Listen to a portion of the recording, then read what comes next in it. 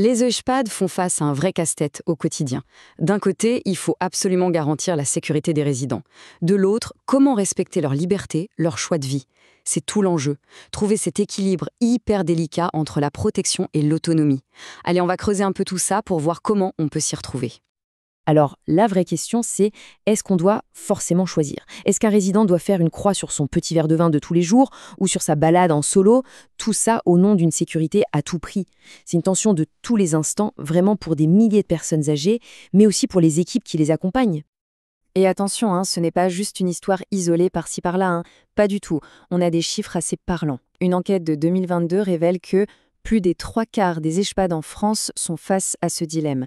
C'est énorme. Et les demandes qui reviennent le plus souvent, elles touchent au cœur de la vie de tous les jours. Boire un verre d'alcool, sortir seul, ou même juste dire « non, je ne veux pas de ce déambulateur ». Bon, face à ce défi, il y a une solution qui commence à faire son chemin. C'est une approche à la fois éthique et bien ancrée dans le droit. On l'appelle le droit au risque. Alors attention, ça ne veut pas dire porte ouverte à tous les dangers, loin de là. L'idée, c'est de créer un cadre, un vrai cadre, pour que l'autonomie des résidents soit vraiment préservée. Et l'outil concret pour mettre ça en place, c'est ce qu'on appelle le contrat de droit au risque. Il faut bien comprendre que ce n'est pas juste un bout de papier pour que l'établissement se lave les mains. Non, c'est tout le contraire. C'est un accord qu'on bâtit tous ensemble, le résident, la famille, l'équipe soignante, tout le monde autour de la table. Le but, se mettre d'accord sur un niveau de risque acceptable pour tout le monde et sur les précautions à prendre. C'est vraiment un pacte basé sur le dialogue. Et d'ailleurs, cette idée, elle ne sort pas d'un chapeau, c'est du solide. Ce droit est inscrit noir sur blanc dans la loi française, et ce depuis 2002. La loi dit clairement qu'on a le droit de faire ses propres choix de vie, même si ça comporte des risques. C'est ça la base légale de tout ce dont on parle. Ok, le principe a l'air clair. Mais dans la vraie vie, ça se passe comment? Allez, voyons un peu la pratique, avec des exemples concrets pour que ce soit bien parlant. Prenons 3 situations bien réelles. Imaginez Monsieur Dupont, ancien viticulteur, il tient à son verre de vin au repas, même s'il a un traitement. Ou Madame Martin, qui ne veut pas de son déambulateur, alors que le risque de chute est bien là.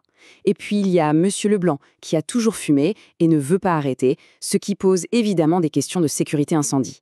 Et bien voilà, c'est exactement pour ce genre de situation que le contrat de risque existe. Alors, pour mettre en place ce contrat, on ne fait pas n'importe comment. Il y a un processus bien carré en 4 temps. D'abord, l'équipe au complet évalue la demande et les risques. Ensuite, étape super importante, on informe. Le résident et sa famille doivent avoir toutes les cartes en main. Après ça, on passe à la co-construction. C'est là qu'on discute et qu'on se met d'accord sur les précautions. Et enfin, on ne signe pas le papier pour l'oublier dans un tiroir. Non, il y a un suivi régulier parce que tout peut changer bien sûr. Là, évidemment, une question cruciale se pose. Est-ce que le résident est en capacité de prendre cette décision? Et pour ça, il faut bien faire la différence entre 2 choses. D'un côté, il y a les troubles cognitifs. Ça, c'est un diagnostic médical. De l'autre, il y a la capacité de discernement.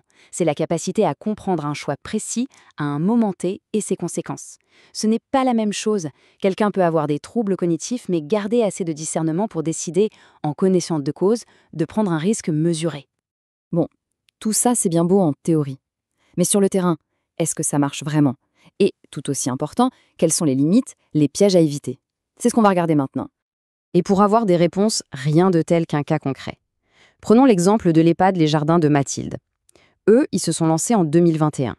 Sur leurs 89 résidents, ils ont mis en place ces contrats pour 34 d'entre eux. Alors, verdict? Premier chiffre, et franchement, il est assez bluffant, voire paradoxal. Le nombre d'incidents graves a chuté de 23%. Comment c'est possible? C'est simple en fait. Des mesures de prévention qui ont été discutées, négociées, elles sont beaucoup mieux acceptées et donc mieux suivies que des interdictions qui tombent d'en haut. Et le deuxième résultat est tout aussi fort.